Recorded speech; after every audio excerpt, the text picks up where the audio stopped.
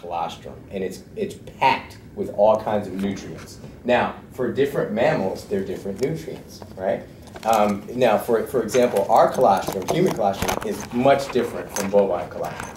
Although it plays sort of the same function in the emerging baby in terms of helping it, move along with this digestive system. It's just that in the case of bovine colostrum in cows, the cows really need colostrum because the baby cows are born with an incomplete digestive system. Literally, their stomach has holes in it, their gut has holes in it. So they need that colostrum in order to fully form their guts. And they got like 4 stomachs. So they need to really form all of the cells and tissues in their stomach in their stomachs to make it happen. Now, because we're all mammals, sometimes you get, by laws of transitivity, things in animals also having good effects on us. I mean, you think about beneficial foods that have come from animals over the years that have helped us out, and colostrum is like a really good example of that. It's something that works in animals for a specific function, but also does some cool stuff in people as we ingest it. So I like to think of it like, you've heard about chicken soup, right? Everybody says chicken soup is good for the soul, it's good for your body or whatever. For grandmas have been using this for centuries to, ease the symptoms of colds and flu. Well, colostrum kind of has the same properties, but even a lot more. Okay, it actually proactively stimulates the immune system in ways that scientifically we're still trying to understand. Can you guys see this, or am I still extending it? Okay, cool. So I like to call it chicken soup from the cow, right? and there's actually a biological reason for that, because like chicken soup, colostrum is chock full of immunoglobulins, all right? Immunoglobulins are literally antibodies. Your body makes antibodies, and they're different. I'm not going to give you a science lecture, but there are different classes of antibodies that your body makes to fight off infections, right? So when you have an infection, the amount of antibody in your bloodstream goes way up because you're making antibodies to fight off infection. Now, what the thought is around things like chicken soup and colostrum is having antibody present flowing through your intestinal system will help bind to and clear out pathogens, because that's what antibodies do. They bind to pathogens and allow your body to kind of flush them out, right? So that is one thought. So I look at it, if you look at bovine colostrum though, it is so, like 86% of the protein volume is actually immunoglobulin, right? So the cow gut needs, remember that baby cow's gut is wide open, it's got holes in it. So bacteria or whatever could get all in it if it doesn't get the IgG, the immunoglobulin, to clear it out. So it has a beneficial property of helping clear things out. And that's probably underlies what it's doing in humans as well. It's helping clear stuff out of the gut.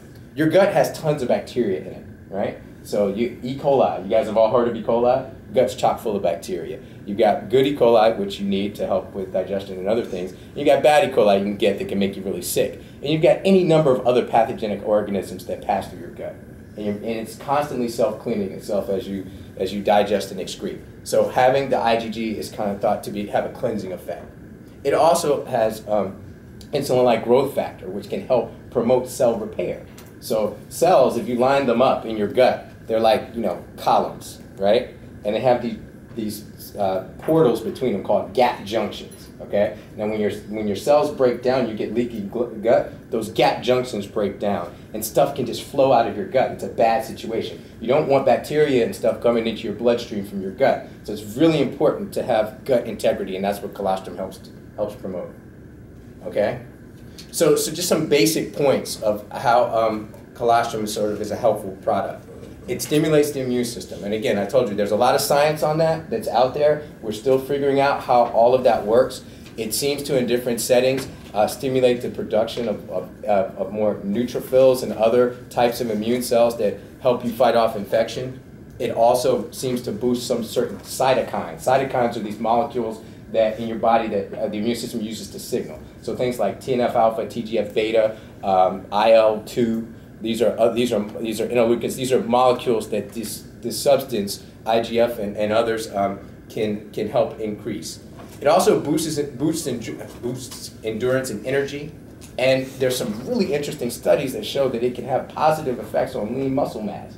There's a study that is in your packet that highlights, they did actually a controlled trial between colostrum and whey protein on endurance athletes. and as well as in elderly adults, and looked at muscle building. And it actually increased muscle mass as well as the ability, the performance, the ability to do more bench and leg presses. So it's actually pretty amazing. They're still trying to figure out exactly what the molecular mechanism is for that, but the controlled trial showed that it actually had a benefit. Okay? Promoting the healthy intestinal flora. That's long been known. And in fact, I'll show you guys a few points about the specifics of colostrum and gut health. And then really encouraging cellular regrowth. So that insulin-like growth factor, helping cells regrow and reestablish those tight junctions, is really important.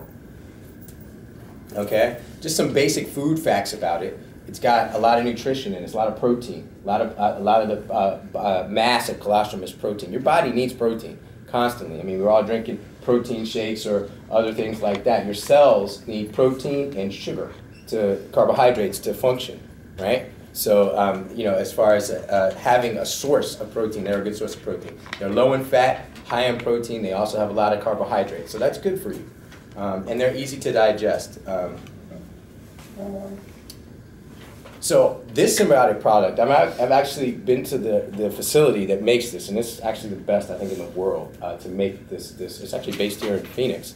And the process that they use to make this is very laborious, very self-contained, very clean, and very pure. And so you wind up getting the beneficial effects of the molecules. There's a long body of literature on colostrum. If you produce it the wrong way, you'll lose the medicinal properties of it, right? Like if you don't kind of flash purify it the way they do, you'll lose the immunoglobulin, you'll lose the proline-rich peptides. That's another type of molecule that's in colostrum, proline-rich peptides, that are also known to stimulate the immune system in ways we still don't really understand. They just sort of seem to boost it up, probably by secreting more, causing your T cells to secrete more cytokines, but studies still to be done. But the process is really, really nice. It contains, again, this particular brand contains a high level of PRPs and immunoglobulins, what I told you about. And it's they're getting it from USDA dairy farms. So you have some level of regulation of the quality and the purity of the stuff there. Okay? It's available in many different forms. They sell it as a powder, a large kind of container here. They have it in chewable form, and as well as in capsules. And the recommended dose is not more than 20 grams a day. Okay? That's for adults. So I'll get into the interesting facts, and here's where, if you're kind of looking for some things to latch onto when you're talking through sales points, the gut health. Okay, first of all, colostrum's been used for thousands of years. So Ayurvedic physicians in India, sort of shaman healers, have been using this in their ethnic cultural populations for years, and it's had some beneficial effects that have been documented throughout history. But more recently, folks who are HIV positive in Africa, who haven't had the benefit of having drugs, who have actually seen their HIV progress to AIDS and get diarrhea from that, the AIDS diarrhea can be really severe and intense. And this product, actually colostrum, can basically cure it. It repairs their gut. So the HIV patients that experience that diarrhea, their guts look very similar to those young cows, those baby cows that are not fully formed. They literally have holes in their gut. This product, they call it immune milk over there, bovine colostrum will actually repair the gut. And there have been clinical studies that are cited in there that they've done the trial that it has a tremendous beneficial effect. In fact, the studies were so well done that over here, bovine colostrum has orphan drug designation from the FDA for HIV diarrhea. So if you're a patient experiencing any form of diarrhea, this product is actually probably going to help you, right? They're still doing studies on that. There are over 16 clinical trials that are active, that are going on for bovine colostrum. And those are available on clinicaltrials.gov if you ever want to check that out if you're really wanting to do it. But this ability to repair leaky gut is probably one of the best properties of this. This is one of the best kept secrets in medicine, I think, in terms of when you're having a leaky gut, a nice, safe, nutritious way to prevent that. This is a good product for that. I've listed a couple of studies for you, and if you want to check them out, I mean, I don't know if you're as nerdy as I do. I love reading through the studies and the literature, and because then that way I'm convinced always, right? So I'm not going to tell you something I don't believe. But they've done a nice study in Uganda on this, in real on-the-ground HIV patients, people who were dying of the diarrhea, having their actual lives saved by getting on a course of colostrum. So really good for leaky gut. Okay, now folks are even getting smart with this, right? So for some of the enteric viruses like rotavirus, which is a big problem in children, you know, a GI virus in children, they've actually engineered new types of colostrum that they've vaccinated the cow with a rotavirus, and then the immunoglobulin that it makes and secretes into the colostrum now can really fight off rotavirus. So I expect that that's going to be more of the future. So you're going to see a lot more of these sort of simple type of treatments coming in to use for humans. And so it's a very, very safe product. And here's, I want to kind of end on these points. I'm doing really good on my time, so we'll have time for questions. But more recently, there have been really, really interesting studies on colostrum and its effects in high-performance endurance athletes, okay? And allowing them to recover. Part of the problem that endurance athletes have is their system is so jazzed up from running and, you know, from really pushing it to the limits that they get immune compromised almost. Their immune system, the stress that all of the physical activity puts on their body can sort of dampen their immune system a bit. And it's been noted for a long time that particularly long distance runners that aren't taking anything, they're just, you know, busting their tails running out, get a lot of upper respiratory tract infections. They just, because their immune systems are slightly decreased because they've been, think about it, they've been using tons and tons of energy. So their muscles are burning tons and tons of energy, so it's less energy around for the immune system. So when you get that cold or flu, you have sort of less T cells down. Now your body tries to compensate. Generally when you exercise like normal rates, your T cells will actually go up. So you actually get a little bit of an immune system boost. But when you're exercising for long durations of time, prolonged, you're sort of exhausting the system a bit. Now, there's been studies that have shown that that colostrum can prevent that. It can actually prevent the upper respiratory tract infection. So if they take the colostrum as a course while they're doing their training, they don't get the upper respiratory tract infections, which I thought was amazing. So that's actually good for folks who are even exercising, you know, particularly high performance athletes. So if you've got folks who are fitness buffs, this is a very good product for them. It'll keep them healthier. And a lot of Olympic athletes have been turned on to this for that reason, who are doing high performance stuff. And it's not on the banned list of international, the IOC banned list of stuff, so it's really good for those folks.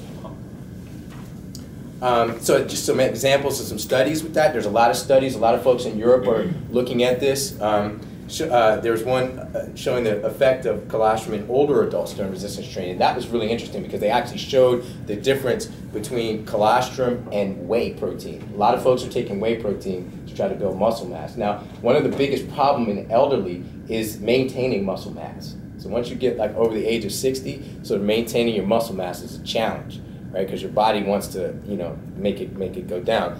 But they showed that folks that were taking a course of colostrum versus a course of whey protein actually had improved performance on bench and leg press. So they're actually building more lean muscle mass, which is quite amazing. They're still trying to figure out the molecular mechanisms of all of that. Probably has to do with some growth factor issues, probably has to do with some immune boosting issues. So I think those things are working in concert. Okay, but that's a nice selling point for elderly population seeking to sort of be more active and kind of grow their muscle mass. Okay? And then also, you know, there's another one that I just told you about, the upper respiratory tract infection one. That's a great one because I think there's so much more science to even be understood about that in terms of how that's functioning in a broader population. But these are actual clinical trials that have been done. Like I'm citing you guys studies that, you know, they've been done in patients, so-called randomized controlled clinical trials. That, you know, that's sort of the gold standard in the medical community. And, you know, me being a PhD that interfaces with the medical community a lot, that's sort of what I look at, all right? There are a lot of other studies on colostrum, but I kind of tried to focus your attention on the ones that I felt had the most validity. All right, and so we can stop there and, you know, go into some Q&A. Did really good. I got like 12 minutes left, so thank you. So. What's the youngest that somebody could take this? Could they take it as an infant? I would recommend they could. I mean, it's milk. I mean, it's a safe product, and so you know the FDA looks at stuff like that. They generally accept it as safe grass type of thing, but it's a milk product. I would, I would consult a physician before giving it to an infant because the infant again, their digestive system is still also developing, right? So my 3-year-old will take this stuff, right? But I didn't give it to him as an infant, and I've had it, right? Because again, he's dealing with his mother's milk for the first 2 years. Well, if somebody wasn't. Yeah. If somebody wasn't, then that's a different story. But for anybody under 3, I would actually, talk with the physician. It's probably not going to do any harm. Again, this is a safe food, but the infants have different demands than adults and, toddlers. You mentioned that the colostrum helps to flush out the gut, and looking through the pamphlet, I see there's a Candida prophylactic too.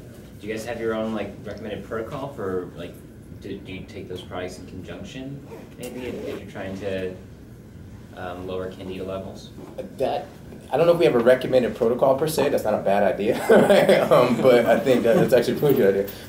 If you're trying to lower Candida, and that'll probably work. But a study hasn't been done, so we don't really have a recommended protocol.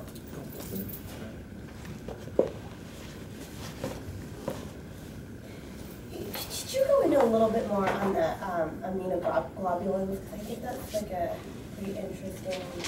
I don't know if anybody else is nerdy, but that's such a cool concept and how that on the basic level. Okay. Okay. So did anybody ever take high school biology? You guys remember that? Okay. So you guys know what an antibody is, right? Can anybody tell me what an antibody molecule looks like as a shape? Okay, I'll give you this. You can learn. It looks like a Y. Okay, so if you were doing an antibody, every molecule looks like a Y. Okay, you have these.